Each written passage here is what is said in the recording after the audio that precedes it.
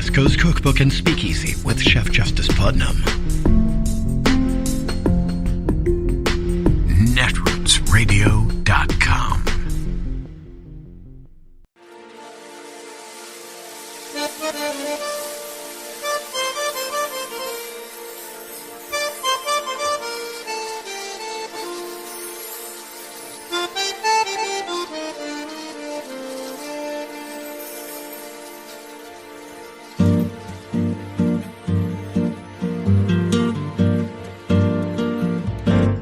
Je voudrais du soleil vert, des dentelles et des théières, des photos de bord de mer, dans mon jardin d'hiver.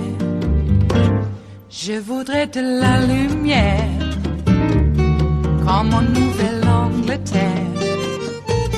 Je veux changer d'atmosphère, dans mon jardin d'hiver.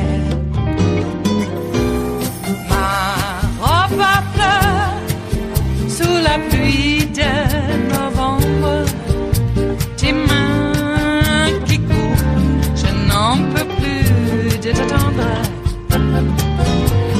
Les années passent, il est loin, là je tombe. Nul ne peut nous entendre. Je voudrais du Fred Astaire, revoir un latte. If there is such a prosecutor and they indict you, would that deter you from running for president again? I don't think the people of the United States would stand for it. And as you know, if a thing like that happened, I would have no prohibition against running. You know that. You've already. I do, and that's what I want people to understand. That would not take you out of the arena. It would not. But I think if it happened, I think you'd have problems in this country, the likes of which perhaps we've never seen before. I don't think the people of the United States would stand for it. What kind of problems, Mr. President? I think they'd have big problems. Big problems. I just don't think they'd stand for it. Boy, I wonder what he means there about big problems. The same way like a mobster with a bat into his hand talks about big problems. The Department of Justice is in a legal fight with Donald Trump over the classified documents that he stole from the White House, to put it gently, and put in his retirement home. I'm going to talk about the latest ruling from Trump's judge down in Florida in just a few minutes that just came out. But before we even get to the ruling, the ex-president has been out there with a not-so-subtle threat that there will be violence if he gets indicted. And the thing is, we know that violent mobs hang on this guy's every word. Just listen to this newly released audio from the January 6th committee of walkie-talkie broadcasts between Oath Keepers during the insurrection. CNN just said that they evacuated all members of Congress into a safety room. There's no safe place in the United States for any of these right now, let me tell you. I hope they understand that we are not joking around. Military Principle 105. Military Principle 105. Cave means grave. Trump just tweeted, please support our Capitol Police. They are on our side. Do not harm them. That's saying a lot by what he didn't say. He didn't say not to do anything to the congressman. Well, he did not ask them to stand down. He just said, stand by the Capitol Police. They are on our side, and they are good people. So it's getting real down there. I got it on TV, and it's looking pretty friggin' radical to me. CNN said that Trump has egged this on, that he is egging it on, and that he is watching the country burn 2 weeks before he leaves office. He is not leaving office. I don't give a what they say. We are in the mezzanine. We are in the main dome right now. We are rocking it. They're throwing grenades. They're freaking shooting people with paintballs, but we're in here. Be safe, be safe. God bless and Godspeed, and keep going. Get it, Jess. Do your This is what we lived up for. Everything we trained for. Betsy Woodruff Swan has been reporting on all these investigations as a national correspondent at Politico, focusing on the Department of Justice. Her latest piece reports on how Trump's Political Action Committee paid millions to a lawyer representing him in the Mar-a-Lago case. Harry Lippman served as a U.S. attorney, as the Deputy Assistant Attorney General, and they both join me now. Harry, I want to start with you on Judge Cannon. The Department of Justice said, hey, look, we're fine with the special master, but rescind this completely unprecedented stay you have on us investigation and just let us go through the 100 classified documents. There's no dispute about whether those are privileged or belong to the president, or we're going to appeal. Judge Cannon says, nope, there is a dispute, even though it's not clear what it is. She says, the government's position thus presupposes the content, designation, and associated interests in materials under its control. Yet, as the parties' competing filings reveal, there are disputes as to the proper designation of the seized materials. Indeed, if the court were willing to accept the government's representation, select portions of the seized materials are, without exception, government property, not subject to any privileges, the court would have denied plaintiff's special master request. Okay, what happens now? What do you make of the ruling? Let me start with the second. So that is the core of it, and it's an atrocity. So it's exactly as you say, we're talking about 100 documents, and the department came in as to these.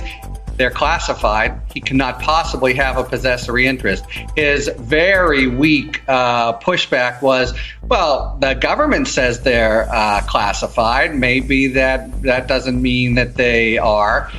That's a spectacularly incoherent position. That the government classifies things, they mark classified, that's what it means. And it also clearly means he has no possessory interest. And she adopted his very strange kind of, well, it could be, even though, remember, he has asked for extraordinary relief, had to make a heightened showing, but she basically says, it wouldn't be appropriate because maybe they're not classified. I want to talk to a third party. That's who the special master is. That is wild and, completely divorced from what courts do and are supposed to do. What happens now? They said they were going to appeal. Oh, and one other quick thing. She does nothing about executive privilege. So Raymond Deary, who's now been appointed, will look to do an attorney-client, fine, but also to do executive privilege with no standards whatsoever. It's a complete bedlam. They will appeal. They said they would. They'll go forward, and it'll be this 100 classified documents will be part and parcel. And yes, it's a very conservative court, but that's where they have to go. And her opinion seems so flawed and so unjudicial that I think their odds are pretty good. But in any event, that's where they have to go now, the 11th Circuit. Look for them to file that tomorrow. I'm going to come to you in a second, Betsy, because I want to talk about your reporting, but just one follow-up with you, Harry, here. Yeah. I don't even understand. I mean, when you think about, what judges do as resolving disputes, right? There's two parties that have a dispute. You're a district court judge. You got to resolve them, right? So the resolution here, right, is there's going to be the special master. But I don't even understand what matrix of evaluation this special master is supposed to use with the classified documents. What's he looking for? What's the thing that makes it like a Trump doc? What could possibly be on it that would make it a not classified document that belongs to the U.S. government? What's he sifting for? No kidding. So it's not possible. We know this from the Supreme Court, by the way. Even if all he said is he could have reclassified when he was president, but he didn't, and there's no proof of it. And it's really an important blunder on her part because there is no law about executive privilege and a former president. And here we know already from the Trump v. Thompson case and the Nixon case that even if there were, it would certainly yield to the interests of the United States. There is no law out there, but he's going to so poor Judge Deary, he'll say something and then Trump will dispute it, and now it will go to Cannon, and then so it's a recipe for really great delay, and it's also a recipe for sort of undermining the whole idea of the criminal investigation, because if he maybe had some right to classified documents, well, then it's hard to say it was a crime to have taken them, concealed them, and lied about them. Betsy, of course, the lawyer for this is being paid out of the small dollar donations that flow into Trump World. You broke this story today. What did you learn about how the legal bills are being paid? That's right. The Save America Legal PAC was set up by Trump and his allies just 2 days after Election Day 2020.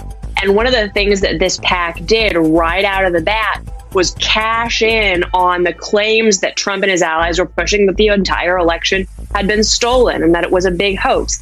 The sort of shamelessness with which this PAC pushed the claims that Trump and his allies were boosting at that time was incredibly lucrative.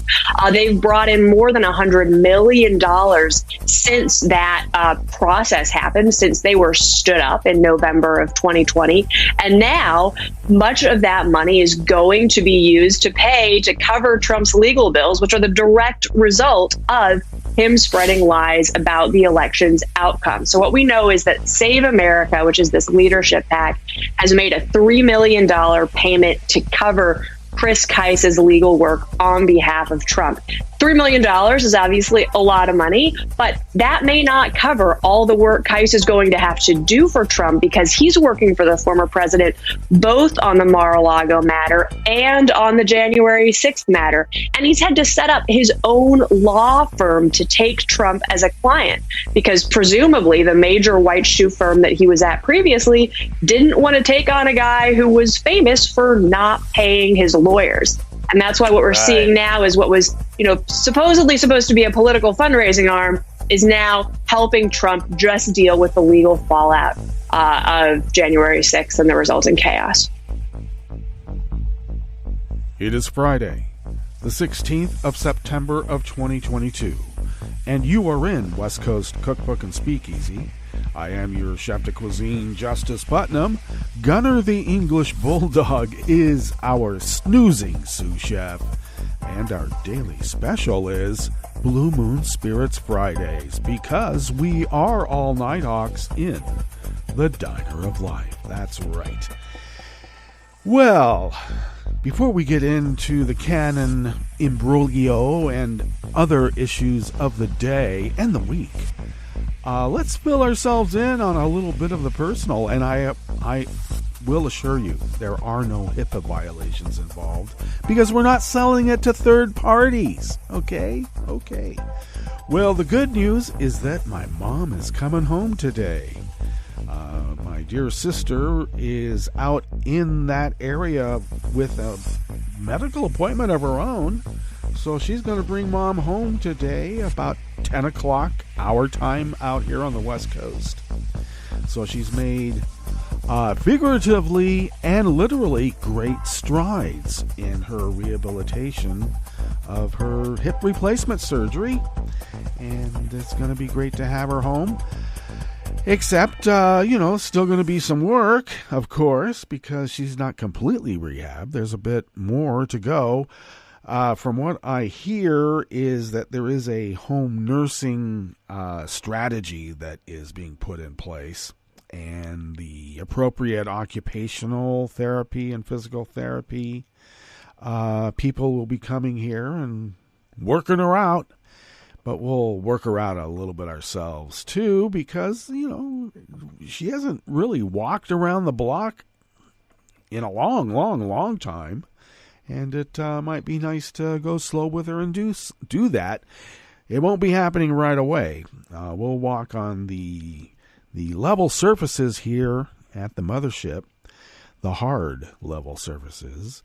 And we have quite a bit of property, and she can get quite a bit of a workout just walking around on the hard concrete surfaces. They are level, or a lot more level than out in the yard, which is what she is supposed to avoid right now. But she is hankering to start doing some gardening, and that's a good sign. So good. All right. Hey, so this canon ruling has really caused an uproar in legal circles and beyond. My. I am of the belief now that canon is just doing what Trump did. And essentially what Trump has taught maggots to do generally, and that is commit your crimes out in the open for everybody to see, and no one will do shit. No one. Look how much Trump... you flood the zone with it, first of all. And that's essentially what she's doing, too. She's flooding the zone of just the most idiotic, actually illegal decisions. How is it that a district trial judge will determine what is top secret and what is not? She doesn't believe what the DOJ, the FBI, and the intel community is saying because, wait for it, they are part of the deep state now, aren't they? This is where this judge is coming from. She's a maggot. And I would suspect there's a bit of Q involved in whatever she's been eating it or putting on her Wheaties in the morning.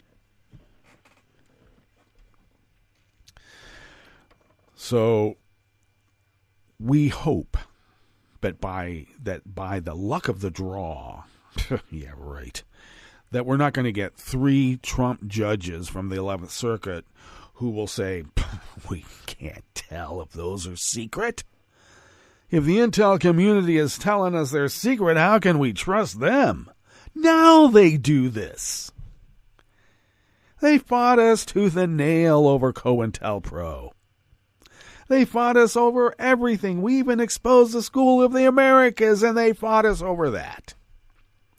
Now we have a mobster who everybody said is a mobster, and as soon as he gets in there, he's going to sell the new codes to somebody. And that's exactly what he has done. But apparently he has some sort of executive privilege to do so. He has more of an executive privilege than the sitting president because the election was stolen. Is that where this judicial decree is going to go? Going to go? Yeah, I don't know. It's the morning. More coffee. So it's a wonder, right? Will anything happen to this particular judge? Will she be censored? Lifetime appointment, she can do anything she wants and get away with it? I don't think so. Judges get impeached all the time. But I guess, we have to catch her in the act of, I don't know, trying to overthrow the United States of America. And that's, a legal decision. It's part of the debate clause. She's going to throw anything in there because Trump will tell her what to say. All right.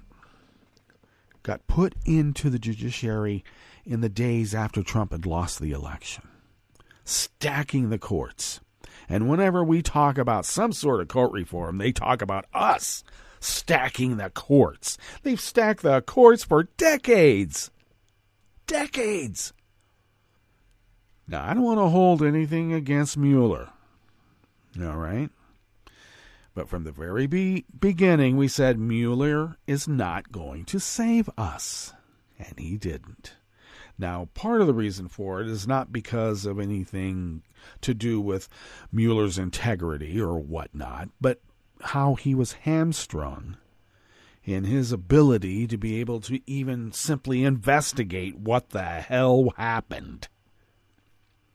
And all he could talk about was that, yeah, we were obstructed every step of the way, but we can't bring that up now because they have to impeach him, and they impeached him twice. And the complicit GOP let him get away with it. Commit your crimes out in the open for everybody to see, and no one will do shit. And now I keep hearing that Deary might save us. No. Deary will not save us.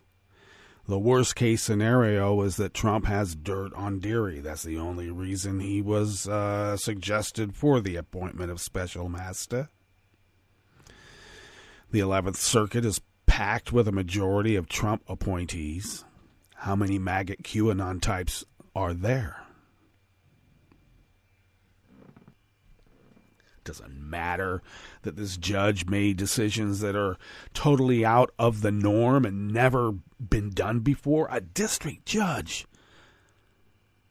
She is going to determine what is secret and not secret. She has actually made an injunction that she gets the originals and the so-called special master gets the copies. The supposed crown jewels of our intel that also implicates many, many of our allies. Implicates, I don't know if that's the proper term, but still. And this guy goes to Helsinki and has secret meetings with Putin. And this is after the not-so-secret meeting of handing over intel to Lavrov and Kislyak in the Oval Office while they're doing a jig. Dancing a jig. Only reason we saw that is because the Russian media was piping it for all their people to see, and then we got to see it after the fact. Thank you very much. And we're supposed to pretend there was nothing wrong with any of it. It was all just, well, that's Trump. He doesn't know how government works, so we have to let him do whatever he wants.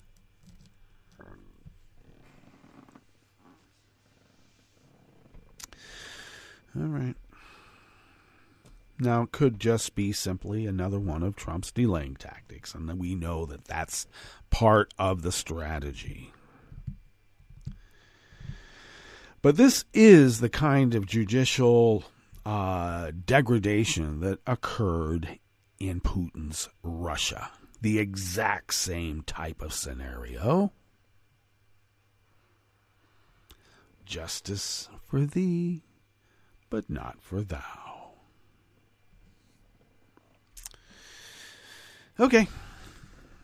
Well, that's where we are. And I guess we can hope that we can vote him out. One silver lining in the midst of all this is that Joe Biden has been working his butt off to sort of balance the ledger in some way with judicial appointments, nominees. And we're not being obstructed as we had been. Think about that.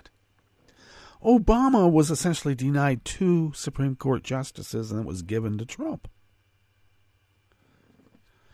And the reason for it is that, we're just too close to the election. Now, even the DOJ says, we can't really come out with our findings and indict anybody because it's too close to the election. Trump is not running in the midterms, but it might have some impact on the election. You know, we have elections all the time in this country. If we follow this edict, it means we'll never be able to indict corrupt politicians. It's too close to the election. So effing what? Now, I know why that's done. Because in banana republics, they do that all the time, and it's usually not steeped in anything lawful, but more out of pique. And we're supposed to be a nation of laws, not a nation of peaks. Our own personal peak. Okay, well, I don't mean to sermonize, or do I? Sometimes it just happens and it just keeps going. But I'm going to get off my pulpit right now and attend to some matters at hand. And what are those matters? Well, that's to fill you in on what we have in store for you on the rest of the menu in this salon we call West Coast Cookbook and Speakeasy and the Bistro Cafe part of such. The Biden administration announced a $900 million investment in car chargers along 53,000 miles of interstate, and I would say that's a start, a good start. Customs officials have copied Americans' phone data at a massive scale, and the House passed a bill to curb political interference with the census, and all 208 Republicans voted against it.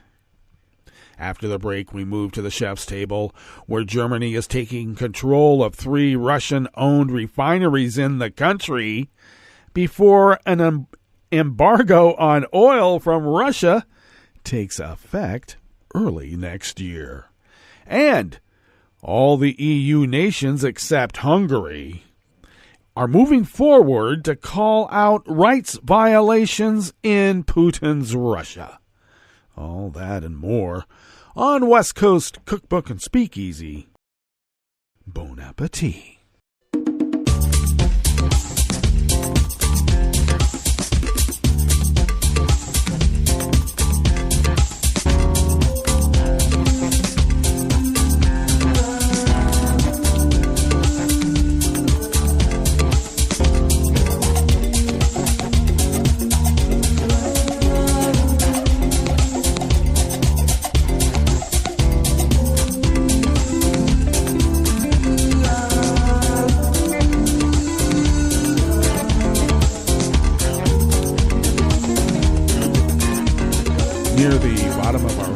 page at netrootsradio.com. To the right of the page is the chat room link monitored by Kelly Lincoln. Thank you, Kelly. Across from that chat room link, near the bottom of our homepage at netrootsradio.com is the link to our Patreon page. And if you could become a recurring Patreon of Netroots Radio and possibly send us what you might spend on an espresso-type coffee drink once a month, it really helps us pay our bills here at Netroots Radio. And the bills keep increasing, and we thank you for your help. Thank you. If you would like to follow Netroots Radio on Twitter, go to @NetrootsRadio. Tom takes care of that, and we thank Tom for doing so. Thanks, Tom. Follow me on Twitter at Justice Putnam. I post the show notes and links diary 10 minutes before showtime, and you can find those show notes and links diaries by following my Twitter feed, because there they are. The links are right there on my profile and Twitter feed. Yes, indeed. You can follow the show on Twitter at Cookbook West and pick up podcasts by way of Spreaker, Stitcher, TuneIn, iHeart, YouTube, iTunes, etc., etc., etc. And the deep archive of the Netroots Radio Library can be found at the Internet Archive at archive.org. Okay, this first offering here in the Bistro Cafe of West Coast Cookbook and Speakeasy Blue Moon Spirits Fridays, I don't really need to mention it, but I'll just mention it anyway. The virtual French 77s are mixed and poured for your imbibing pleasure, so please do. But take care. Though it be the most balanced cocktail in the history of cocktailing, it is also one of the most potent, so take care. Sip. All right, this first offering here in the Bistro Cafe is out of the American Independent by the great Oliver Willis. President Joe Biden announced in a speech at the North American International Auto Show in Detroit on Wednesday that he has authorized $900 million to fund the deployment of 500,000 electric vehicle chargers across 53,000 miles of the U.S. interstate highway system. The initiative is the latest policy under Biden's strategy to transition the U.S. away from fossil fuels, create clean energy jobs, and dramatically cut the country's output of greenhouse gases that contribute to global climate change. Biden has set a goal of reducing greenhouse gas pollution in the U.S. to 50% of 2005 levels by 2030. We better get on it. Funding for the new EV infrastructure comes from the Infrastructure Investment and Jobs Act, which Biden signed into law in November. He spoke about the initiative at the auto show, which is being held for the first time in 3 years after cancellations due to the COVID-19 pandemic. The overall $1.9 million infrastructure law contains $5 billion to help states build a national EV charging network. The administration wants 500,000 chargers operating in the network by 2030. An April 2022 analysis by management consulting firm McKinsey & Company estimated that if half of the cars sold by 2030 are zero-emission vehicles, 1.2 million public charging stations will be required. As of August, all 50 states, Washington, D.C., and Puerto Rico have submitted deployment plans for the network. New Mexico detailed how it will use funding to acquire, install, and maintain EV infrastructure. Florida's plan is to become a national leader in EV infrastructure implementation, expand EV usage, and add infrastructure along evacuation routes used in the event of national or natural disasters, such as hurricanes, to ensure safe evacuation. A number of companies have announced billions of dollars in new spending related to EV production since Biden became president in 2021. At least 2 companies plan to ramp up production in Michigan, once a major hub of auto manufacturing, remember those days, and say they will create thousands of new jobs. General Motors said it would invest $7 billion to convert a facility in Michigan for production of EV pickup trucks and to build a new battery plant. And Ford announced that it plans to spend $2 billion in factories in Michigan.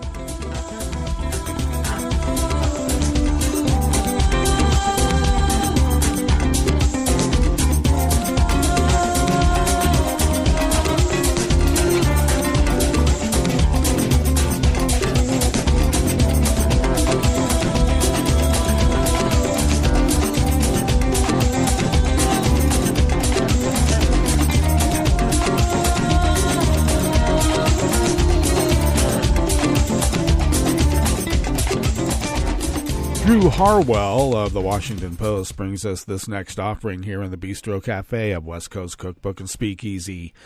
U.S. government officials are adding data from as many as 10,000 electronic devices each year to a massive database they've compiled from cell phones, iPads, and computers seized from travelers at the country's airports, seaports, and border crossings. Leaders of Customs and Border Protection told congressional staff in a briefing this summer.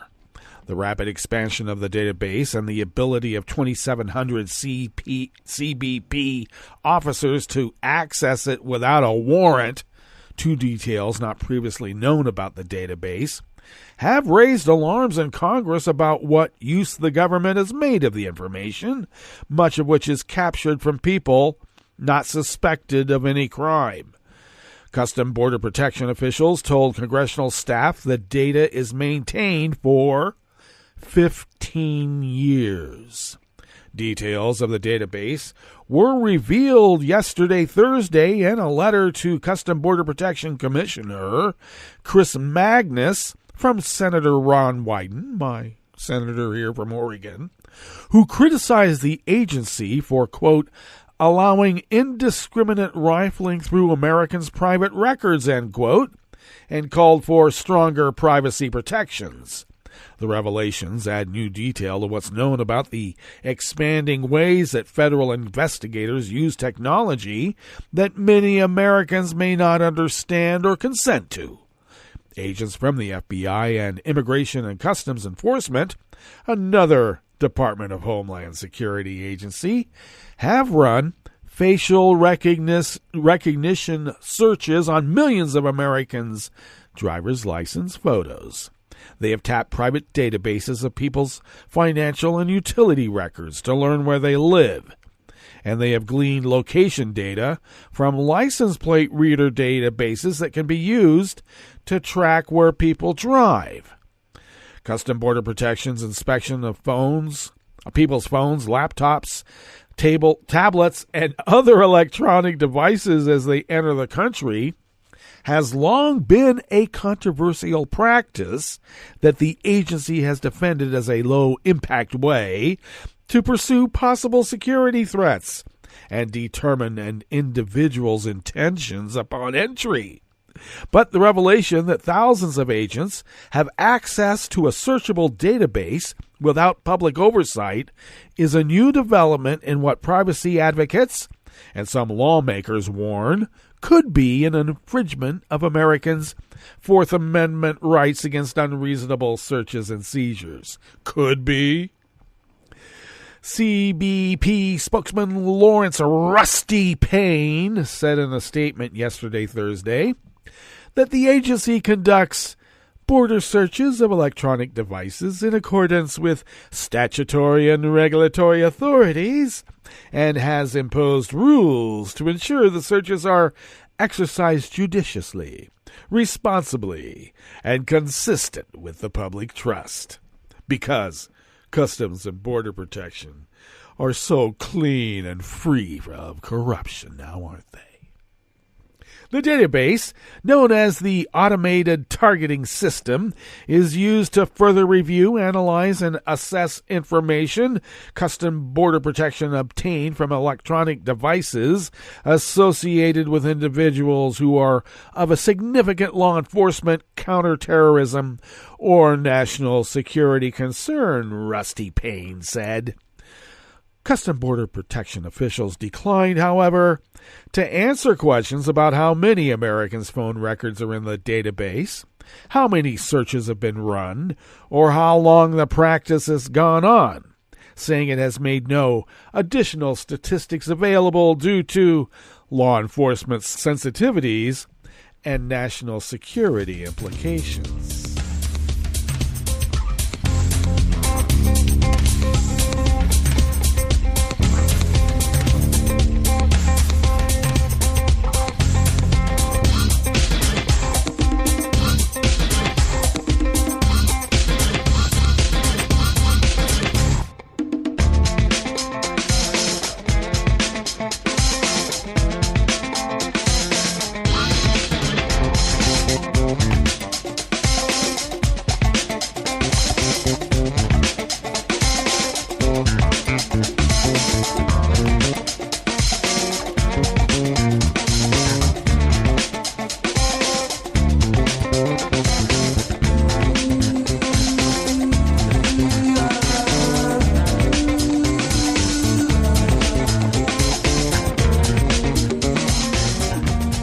Schneider and Kevin Frecking of the Associated Press brings us this final offering here in the Bistro Cafe of West Coast Cookbook and Speakeasy Blue Moon Spirits Fridays.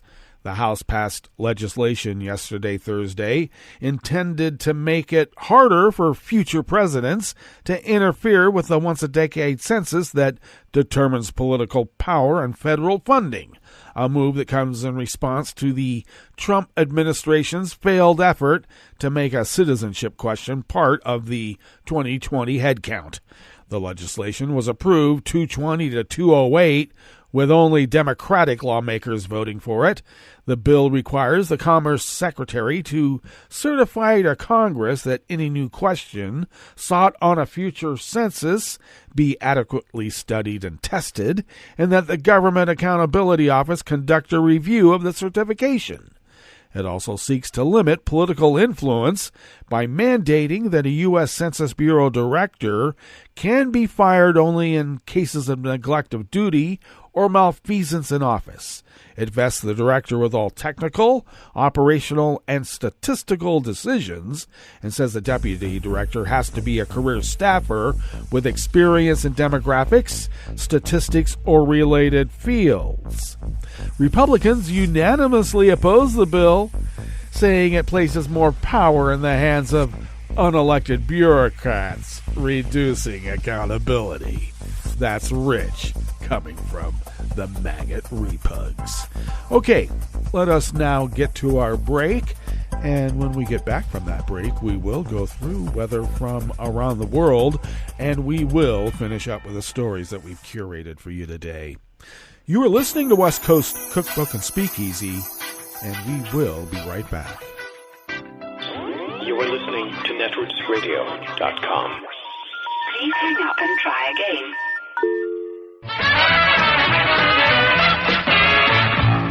From a point at sea to the circles of your mind, a new force is at work for planetary transformation.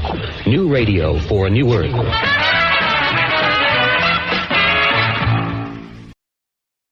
This is Take Two Movie Review. I'm Clinton Johnston. This week, she's going the different. So the problem with different movies is it's hard to know how to market them. For instance, if you think, based on trailers, that Honk for Jesus, Save Your Soul, written and directed by Adama Ebo, is a wry satirical comedy mockumentary, then you'll be confused and or disappointed because it's not. The documentary is a spine for the film. Trinity Childs and her husband, Pastor Lee Curtis Childs, are leaders of a Prosperity Gospel Baptist church that has been devastated by Lee Curtis's acts of sexual misconduct. So now the Childs have brought in a film crew to document their comeback. But mixed in with scenes from the documentary perspective are traditional anonymous third-person camera scenes, as well as one extremely expressionistic scene, all of them marked with non-diegetic sound effects. So the mockumentary is just one narrative tool among others that Ebo uses. But since we're not used to seeing all these tools bundled together this way, Honk for Jesus, Save Your Soul feels like something different, although its parts are familiar. In spite of its humor, I'm not even sure that it's a comedy. It's no satire, as the film doesn't say much about prosperity gospel evangelism, or sin and trespass, or roads to redemption. If it has a theme, maybe it's a look at the horrible cost of devotion. But if anything, the movie's a character study of our two leads, played to award level by Regina Hall and Sterling K. Brown, when black actors have complained forever that there aren't the parts based in the black experience that offer human characters with depth, intelligence, and nuance so black actors can show their range. These are the types of roles they've wanted, and it took Brown and Hall as producers, along with Daniel Kaluuya and Jordan Peele, executive producer, to make that difference. Praise God, hallelujah. And to make Honk for Jesus, Save Your Soul another entry into what is undoubtedly our American black film golden age. Amen to that. This has been Take Two Movie Review. I'm Clinton Johnston. Catch up with us at TakeTwoMovieReview.com and feed us back on our channel on YouTube.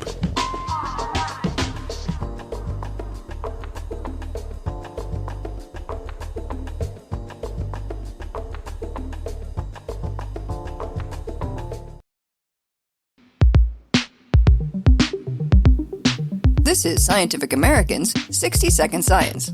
I'm Karen Hopkin. After an exhausting day at the office, it's hard not to smile when you're greeted by a delirious display of uncontrolled canine joy. But it's not just the happy yapping and wriggling tail wagging that tug at our heartstrings.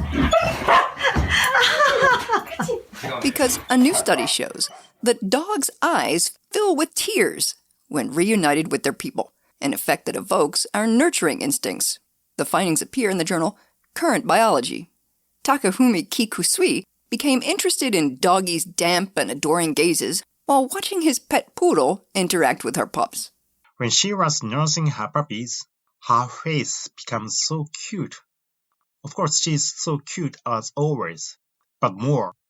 At some point, Kikusui, who is a professor of veterinary medicine at Asabu University in Japan, realized that his adorable mama dog had tears in her eyes.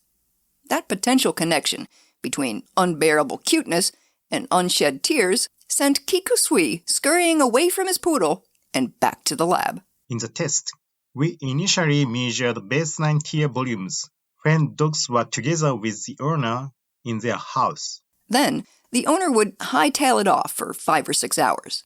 When the owner came back, we measured tear volume again and found that the reunion with the owner stimulates the tear secretion. But it only worked with the dog's owner. There was no increase of tear when the dogs were separated from the owner and reunited with their dog's caretaker in a dog care center. The researchers suspected that the tearful reaction was stimulated by oxytocin, a hormone associated with social bonding. They'd shown previously that oxytocin is boosted when dogs interact with their owners, and oxytocin receptors have been found to be abundant in the glands that secrete tears in mice. So we applied oxytocin to the dog's eyes. And voila! The dogs grew weepy. But to what end? In other words, is there some benefit to this lachrymose behavior? To find out, Kikusui and his colleagues showed volunteers a couple of hound headshots. One was a normal dog face, and the other was teary dog face in which we added artificial tears. The volunteers were more likely to want to cuddle and care for the mutts with big, wet puppy dog eyes, suggesting that teary eyes of dogs can facilitate the human caregiving behavior. So dogs turn on the waterworks, and their owners roll over. Now that's quite a clever trick. For Scientific American's 60-Second Science, I'm Karen Hopkin. Thank you for listening. I was in the middle of the Atlantic Ocean when it happened. There was a sudden jolt and our submarine crashed on the seafloor. We were in total darkness. That's Dr. Dejana Figueroa, a marine biologist and STEM teacher, talking about a deep sea dive she'll never forget. It's funny, when I was a kid, I was afraid of the ocean. And there I was, 2 miles below the surface. But as a scientist, you prepare for that. Using our training and a little creativity, we fixed the sub and finished our experiments. The dive was just too important. Every dive gives us glimpses at things few people ever get to see. Glowing creatures, fiery undersea volcanoes. When we got back to the surface, I kissed the ground and called my mom, of course. But you know what? I wouldn't trade that dive for anything. Dr. Figueroa uses her passion for STEM to discover new things and make the world a better place. She can STEM, so can you. Check out She Can STEM for more stories and inspiration. A message from the Ad Council. Wouldn't it be great if life came with a remote control? You know, you could hit pause when you needed to, or hit rewind. Like that time you knocked down that wasp's nest. Uh-oh. Or that time you forgot to roll up your windows in the car wash. Fantastic. Yeah, a remote control would have come in handy then. Well, life doesn't always give you time to change the outcome, but prediabetes does. With early diagnosis and a few healthy changes like managing your weight, getting active, stopping smoking, and eating healthier, you can stop prediabetes before it leads to type 2 diabetes. It's easy to learn your risk. Take the 1-minute test today at doihaveprediabetes.org. Life doesn't come with a remote control. Yikes! So you're on your own with the wasps. You have the power to take control of prediabetes. Visit doihaveprediabetes.org today. That's doihaveprediabetes.org. Brought to you by the Ad Council and its Prediabetes Awareness Partners. Hi, I'm Tom Hartman, and since you're listening to netrootsradio.com, show your progressive side and go to the donate button on the bottom of the homepage. It's progressives like you who power Netroots Radio and keep the progressive message beaming everywhere 24 hours a day. Just go to our donate button at the bottom of netrootsradio.com. Thank you for keeping progressive radio at full power.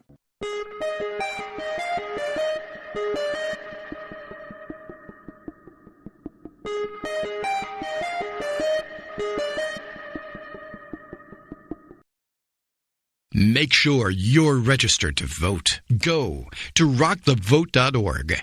Vote for Democrats up and down the ticket. This message, a public service from all the fine people of netrootsradio.com. What makes a newspaper great? Many say it's having street-savvy reporters and editors with the integrity to shine the light of investigative journalism on the power structure's abuses. But no, says Fred Ryan, top executive of the Washington Post. The secret is attendance. Ryan, a corporate manager and former Ronald Reagan staffer, was handpicked to be CEO of the legendary paper by Jeff Bezos in 2014 when the Amazon billionaire bought the Post. But on Ryan's watch, readership is in decline, which he blames on newsroom sluggards who don't spend enough time in the office. So he's become the hall monitor, measuring reporters' productivity by their office attendance. Fred seems unaware that a good reporter's real work is out on the beat, not sitting in front of a computer. No doubt he would have fired Woodward and Bernstein for being out of office so often to meet with Deep Throat to uncover Nixon's Watergate scandal. In fairness, though, he apparently has a two-part plan to boost team spirit. 1, eliminate 100 reporters. And 2, judge the output of those remaining by counting the number of video conferences they attend each week. But that's hardly the totality of Ryan's innovations. The big news is that he's hired not 1 but 2 high-dollar PR firms to create a cutting-edge, quote, branding strategy for the Post. Already, they've come up with a spiffy new corporate slogan, "We don't just break news, we break ground." Wow, how great is that? Never mind that some wags have changed the second line to "We break wind." This is Jim Hightower saying, when overpaid incompetents like Ryan substitute slogans and computer metrics for real solutions, they're admitting that they are the problem. They don't know how to motivate and manage a creative workforce. They should resign in embarrassment. I'm Rick Smith, and this is Labor History in 2. On this day in labor history, the year was 1920. At noon, a horse-drawn wagon containing 100 pounds of dynamite pulled up across the street from the J.P. Morgan Company on Wall Street in New York City. 500 pounds of cast iron slugs were packed in with the dynamite. A timer detonated at 12:01 p.m. The explosion destroyed the horse and wagon. Shrapnel from the explosion ripped through the air, killing 38 people and injuring hundreds more. The unknown driver of the wagon was believed to have escaped. Authorities blamed anarchists. Meanwhile, the company's workers who died in the attack were mostly young messengers, stenographers, clerks, and brokers. Most of the wounded suffered severe injuries. Just minutes after the blast, the president of the New York Stock Exchange suspended trading in order to prevent a panic. Since the target had been the J.P. Morgan Company, the New York State District Attorney suggested the bomb was planted by radical anti-capitalists. The Bureau of Investigation, the forerunner to the FBI, pursued the bombing for 3 years. They never found the culprit. In 1944, the FBI reopened the investigation and decided the bomb was the work of Italian anarchists. There was speculation that the bomb was planted by an Italian in retaliation for the executions of Sacco and Vanzetti. 3 days after the bombing, the New York Times reported, "It was said today at the Department of Justice that Attorney General Palmer would recommend in his annual report to Congress that drastic laws for dealing with anarchists and other disturbing elements be enacted. At the same time, he will ask for larger appropriations, which were denied in the past." Over the next 2 years, the Palmer raids arrested and deported many accused leftists. Not surprising, most of the accused and deported were the loudest voices for workers' rights and a united working class. Like what you hear? Check out more at laborhistoryin2.com.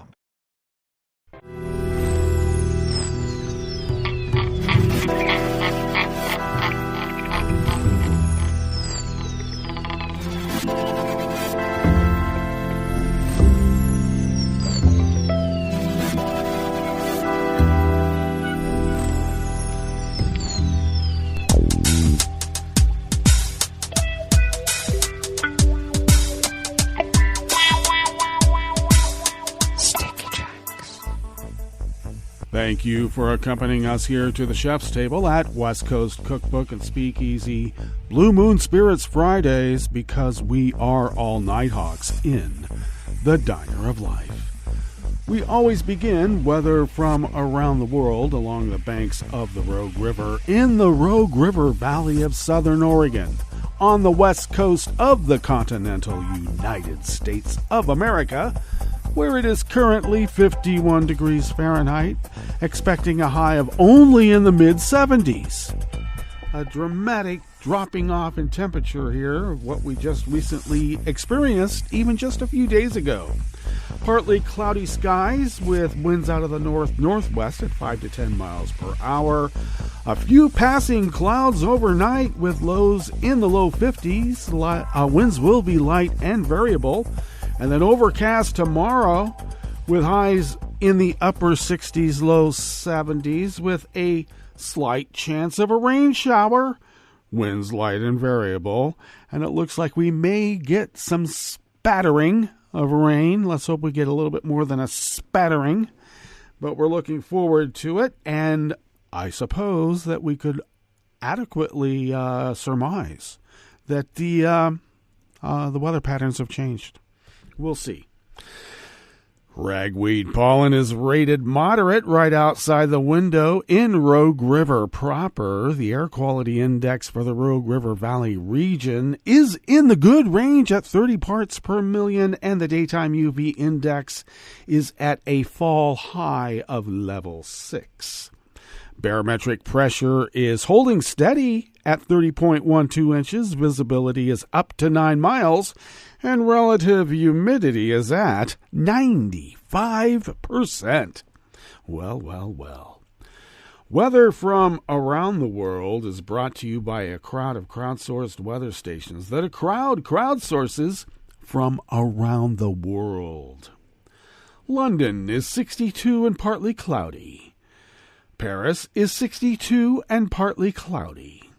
Rome is 84 and fair. Kyiv is 65 and partly cloudy. Kabul is 66 and clear. Hong Kong is 85 and fair. Tokyo is 80 degrees and cloudy. Sydney, Australia is 65 and partly cloudy. San Francisco, California is 58 degrees and partly cloudy with their ever-present small craft advisory on the bay and offshore. And New York is a pleasant 66 degrees Fahrenheit and sunny. And that is weather from around the world, brought to you by a crowd of crowdsourced weather stations that a crowd crowdsources from around the world.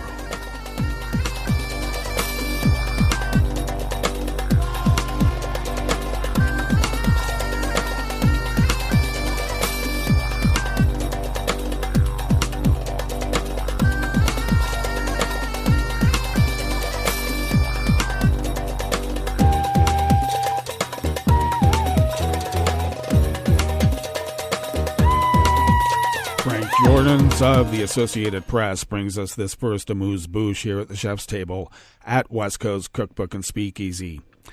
Germany is taking control of 3 Russian-owned refineries in the country to ensure energy security before an embargo on oil from Russia takes effect next year.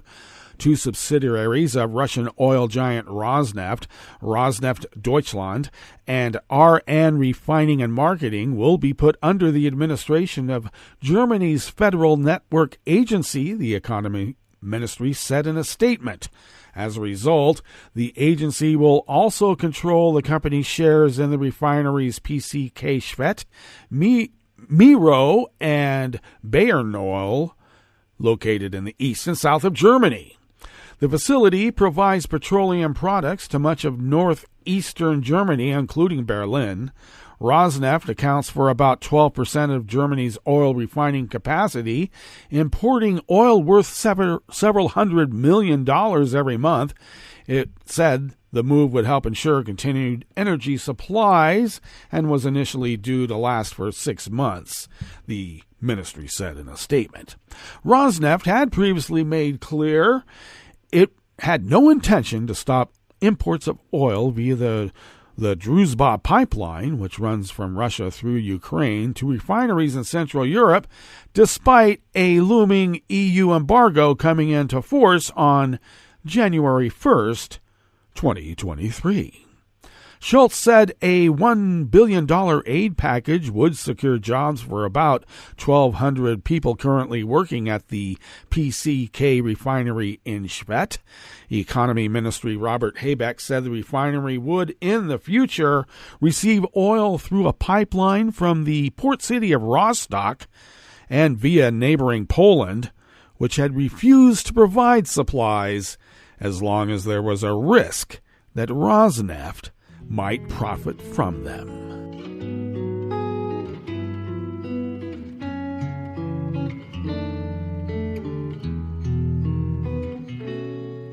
Je te donne ce mon amour pour la vie entière, la promesse de me trouver à tes genoux.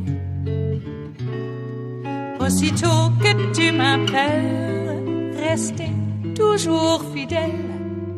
C'est tout, c'est tout. Je te donne tous mes printemps, mes étés de mer, mes automnes quand les feuilles tombent partout. Si ce n'est pas une bonne affaire, je te donne tous mes hivers. Jamie Keaton of the Associated Press brings us this final amuse-bouche here at the chef's table at West Coast Cookbook and Speakeasy, Blue Moon Spirits Fridays. All European Union nations except Hungary are moving forward at the UN's human rights body to hold Russia's government accountable for a crackdown on media, arbitrary arrests, restrictions on free speech, and other rights concerns after Russian President Vladimir Putin ordered an invasion of Ukraine this year. Back-channel negotiations at the Human Rights Council by 26 EU nations hope to give teeth, such as by appointing a rights expert to work on Russia, to efforts to keep tabs on rights violations in Russia. The move, if successful, would add a new element of scrutiny. A team of UN-backed investigators is already looking into rice abuses related to the war in Ukraine. Efforts to draft a resolution, spearheaded by EU member Luxembourg, would create a special rapporteur on Russia to chronicle and call out rights violations in the country, such as arbitrary detentions, arrests of members of civil society, the closure of NGOs and independent groups, a Western diplomat said.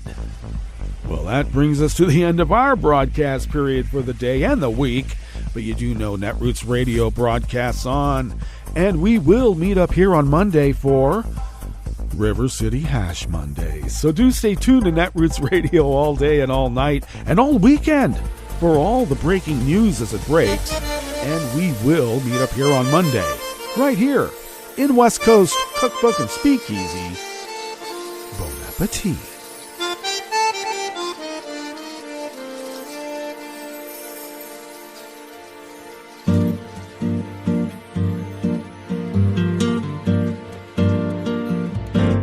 Je voudrais du soleil vert, des dentelles et des théâtres, des photos de bord de mer, dans mon jardin d'hiver.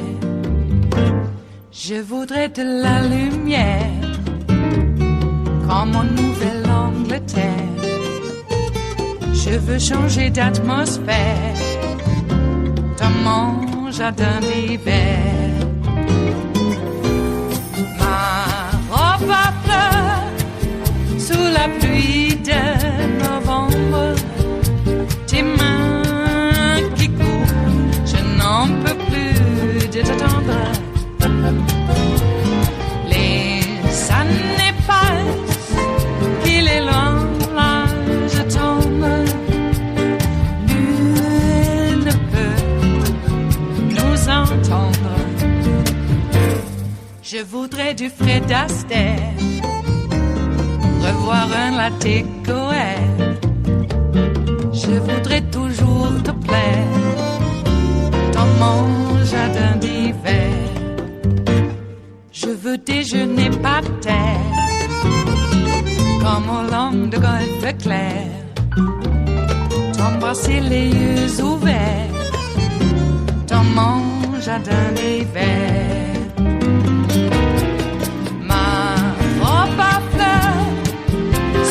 Pluie de novembre, tes mains qui courent, je n'en peux plus de t'attendre.